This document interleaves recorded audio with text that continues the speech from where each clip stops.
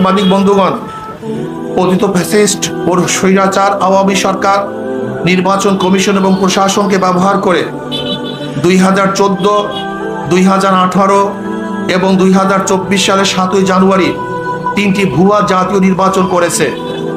এসব একতরফা ভুয়া পাতানো ও ডামি নির্বাচনের মাধ্যমে তাদের অবৈধ ক্ষমতাকে দীর্ঘায়িত করেছে। যারা তাদের এসব অবৈধ প্রশাসনে নির্বাচনে সহযোগিতা করে আওয়ামী লীগকে অবৈধভাবে ক্ষমতায় থাকার সুযোগ করে দিয়েছে, তারাও সমান অপরাধী। অতএব 3টি অবৈধ প্রশাসনের নির্বাচন পরিচালনাকারী 3টি নির্বাচন কমিশন এবং প্রশাসনের যেসব কর্মকর্তা তাদের অবৈধ কাজের কুশীলব ছিল, তাদেরকে আইনের আওতায় এনে শাস্তির মুখোমুখি করতে হবে, যাতে ভবিষ্যতে কেউ অবৈধ নির্বাচনের সাহস না করে।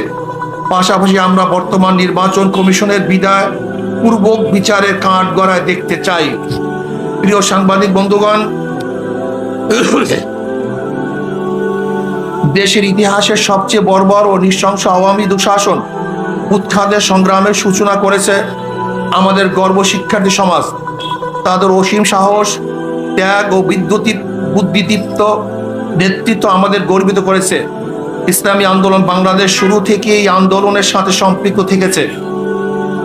19 জুলাইতে আমরা পরিষ্কার করে জানিয়েছি যে সরকারের পদত্যাগই একমাত্র সমাধান। শুরু থেকেই নানা মাত্রায় ও নানা ধরনের ইসলামী আন্দোলনের নেতা কর্মী এই আন্দোলনে অংশ নিয়েছে। সেজন্য আমরা গর্ববোধ করছি। নৃশংস জালিমের পতনের মহান বিপ্লবের আমরা ভূমিকা রাখতে পেরেছি। আমাদের অনেক ভাই জীবন দিয়েছেন এবং আহত হয়েছেন। সর্বশেষ প্রাপ্ত তথ্য অনুযায়ী ইসলামী আন্দোলন বাংলাদেশ ও সহযোগী সংগঠনের সারা দেশে মোট শাহাদত বরণ করেছে 18 জন, আহত হয়েছে সহস্রাধিক। এর মধ্যে গুরুতর আহত বিভিন্ন হসপিটালে চিকিৎসাধীন রয়েছেন 150 জনের অধিক। প্রিয় সাংবাদিক বন্ধুগণ, স্বৈরাচার শাসন অবসান হয়েছে।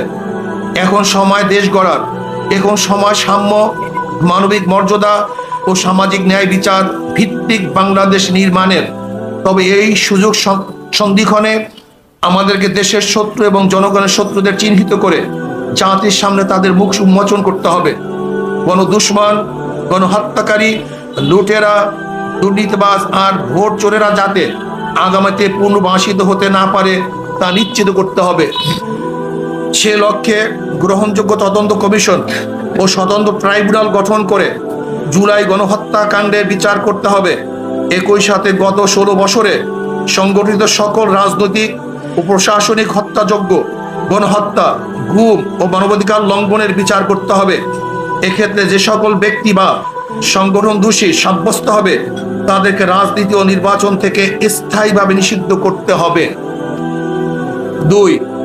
তদন্ত সাপেক্ষে বিগত বছর সকল দুর্নীতিবাজ ও বিদেশি অর্থ পাচারকারীদের সকল সম্পত্তি ক্রোক করে রাষ্ট্রীয় কোষাগারে জমা করতে হবে এবং বিদেশে পাচারকৃত টাকা ফেরত আনবার উদ্যোগ গ্রহণ করতে হবে।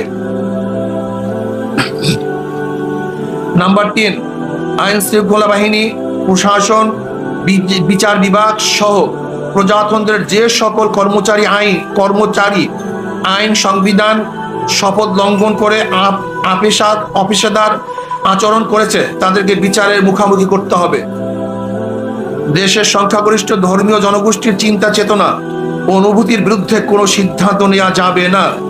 নির্বাচন কমিশনকে পুনর্গঠন করতে হবে এবং অবাধ, সুষ্ঠু, গ্রহণযোগ্য ও অংশগ্রহণমূলক নির্বাচনের জন্য সংখ্যাধিক নির্বাচন PR পদ্ধতি চালু করতে হবে।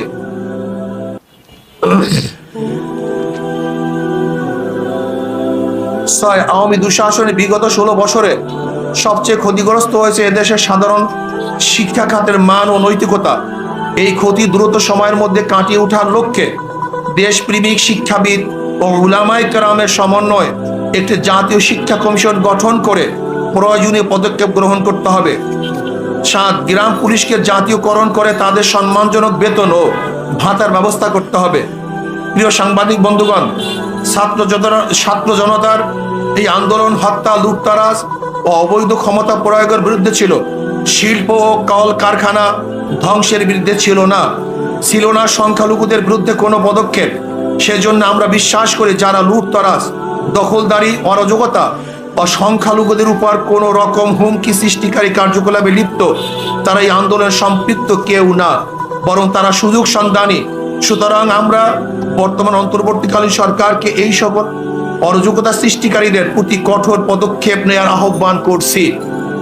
প্রিয় সাংবাদিক বন্ধুগণ, ইসলামী আন্দোলন বাংলাদেশ মনে করে দেশের সকল নাগরিক সমান মর্যাদা অধিকার প্রাপ্ত। ধর্মের কারণে কাউকে আঘাত করা বা কাউকে প্রতিপক্ষ বানানোকে ইসলাম ও রাষ্ট্রীয় আইনও সমর্থন করে না, আমাদের আন্দোলনের চেতনা ও সমর্থন করে না। সেজন্য বলবো, দেশের সংখ্যালঘুদের প্রতি প্রতিটি উপাসনালয় ও ধর্মীয় স্থাপনায় সিসি ক্যামেরার ব্যবস্থা করুন। উপরোক্ত লক্ষ্য বাস্তবায়নের জনমত গড়ে তুলতে আমাদের কর্মসূচি 21 থেকে 31 আগস্ট 2024 দেশের সকল জেলা মহানগরে তৃণমূল দায়িত্বশীল সম্মেলন। 2, 1 থেকে 10 সেপ্টেম্বর 2024 দেশের সকল থানায় থানায় গণসমাবেশ। প্রিয় সাংবাদিক বন্ধুগণ, পরিশেষে আবারও গণ অভ্যুত্থানে জীবন দানকারী ও আন্দোলনে সম্পৃক্ত সকলের প্রতি শ্রদ্ধা জানাচ্ছি। আল্লাহ হাফেজ।